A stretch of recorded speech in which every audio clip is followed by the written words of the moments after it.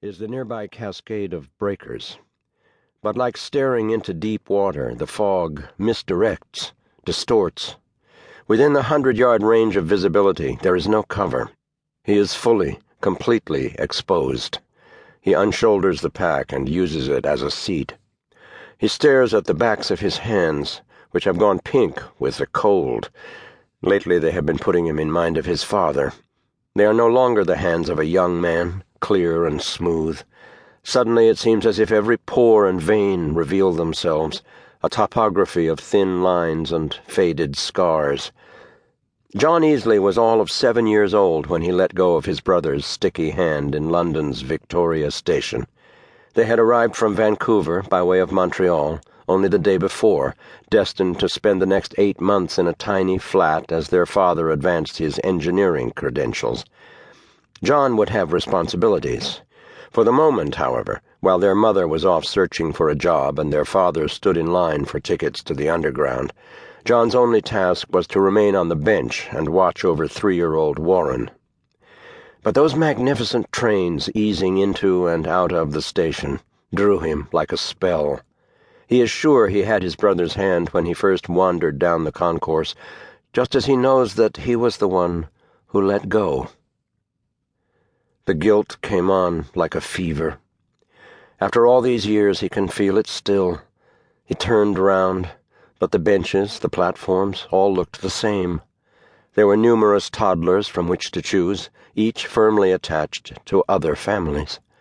What started as a trot turned into a sprint, out of the station and into the conviction that it was already too late. Adrenaline gave way to nausea, then dizziness overtook him. He awoke to a ring of female faces and the vague idea that he had risen from the dead. But his father soon appeared, cradling his brother Warren, his face twisted and pale. He thanked the women and grabbed John by the upper arm. Once a discreet distance away from the scene, he set Warren down on the pavement, then turned to his eldest son.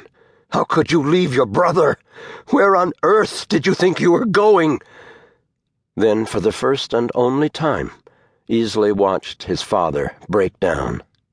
Unwilling to let anyone see him cry, he reached up with both big hands and covered his face in shame. Anti-aircraft fire grows sporadic, then stops altogether. The wind begins to stir. Easley rises and stares into the mist. He makes his way downhill 200 yards, off the last patch of snow and onto flattened rye. The terrain, soft and spongy underfoot, slopes toward the beach. Not a single tree presents itself, no bush of any description. A small stream bisects his path. Less than a yard across, it snakes through the weathered grass. Easley lies down on his stomach with his head above the water. He puts his lips to the cold little stream and drinks so deep his head begins to ache.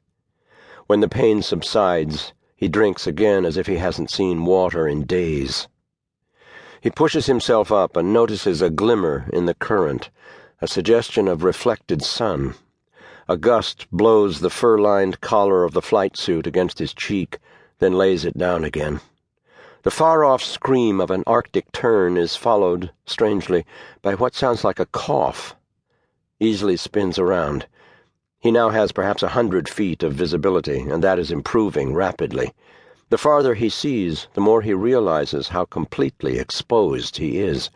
No stump or boulder to duck behind, no ditch to conceal him. His heart trips a beat. Easley strains to hear the cough again, but detects only the breaking of waves. He stands with thumbs hooked in the straps of his harness, at a loss for what to do. And then he turns to see a rift open up in the fog. Like endless curtains parting, the rift widens and moves his way, brightening the land, warming the air on approach. Finally, the sheet splits open, and the sun spills down directly overhead. It is such a miraculous thing that he forgets for a moment that he is behind enemy lines. The opening extends down the slope and onto the beach.